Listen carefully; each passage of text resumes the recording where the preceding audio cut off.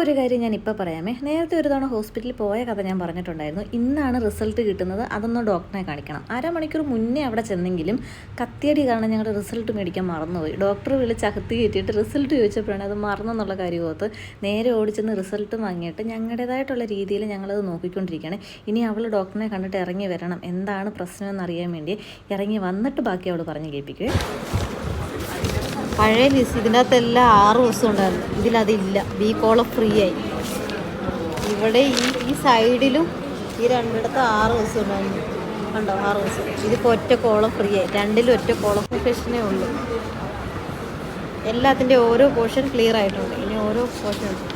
ഇതൊന്നും മനസ്സിലായില്ലെങ്കിൽ ഞാൻ പറഞ്ഞുതരാം. യാതൊരു പ്രശ്നമില്ല, റിസൾട്ടിൽ നന്നായിട്ട് വെള്ളം കുടിച്ചാൽ മതി. ആ ഒരു സന്തോഷത്തിലായിരുന്നു ഞങ്ങൾ രണ്ടുപേരും കേട്ടോ. അത്രമാത്രം അനുഭവിച്ചിട്ടുണ്ടായിരുന്നു ഈ ഇൻഫെക്ഷൻ കാരണം കേട്ടോ. അപ്പം ഇനി കുറച്ച് മരുന്നൊക്കെ വാങ്ങണം. ഒരു 10 ദിവസത്തെ മരുന്നൊക്കെ കഴിച്ചിട്ട് മാറിക്കോളും ഡോക്ടർ പറഞ്ഞ സന്തോഷത്തിൽ ഒരു ടാറ്റയൊക്കെ കൊടുത്തിട്ടാണ് ഇറങ്ങിയത്. ഇനി അങ്ങോട്ട് വരരുതേ ദൈവമേ എന്ന് പ്രാർത്ഥിച്ചിട്ട് ഇറങ്ങിയിട്ട് പുറത്തിരുന്നിട്ട് ഞങ്ങൾ മറ്റേ പഴം വെച്ചിട്ട് പുഴുങ്ങിയതാണ് ഇത്.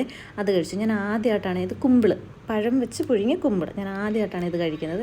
നന്നായിട്ട് ഇഷ്ടപ്പെട്ടു. എനിക്ക് വേണ്ടി മേടിച്ചുകൊണ്ട് വന്നതാണ് അവിടെ നിന്ന് ഇറങ്ങിയിട്ട് നേരെ ഞങ്ങൾ പോയത് അടുത്ത ഹോസ്പിറ്റലിലോട്ടാണ്. ആ കഥ വീണ്ടും ഞാൻ പറയാമേ.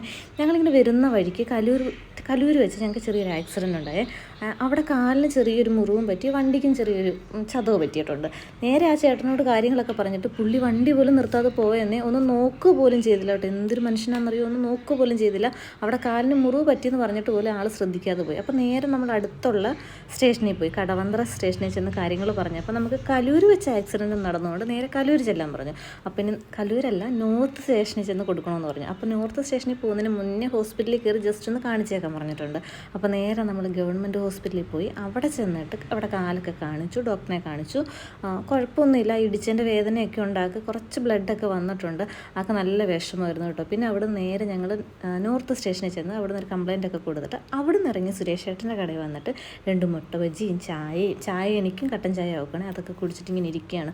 ഒരു ഹോസ്പിറ്റലിൽ നിന്ന് അടുത്ത ഹോസ്പിറ്റലിലോട്ട് പോയ കഥകൾ ഓർത്ത് ഞങ്ങൾക്ക് ചിരിയാണോ സങ്കടമാണോ എല്ലാം വരുന്നുണ്ട്. പിന്നെ കുറേ നേരം അവിടെ നിന്ന് ഫോട്ടോയും സെൽഫിയൊക്കെ എടുത്തിട്ട് നേരെ ഹോസ്റ്റലിലോട്ട് പോയി.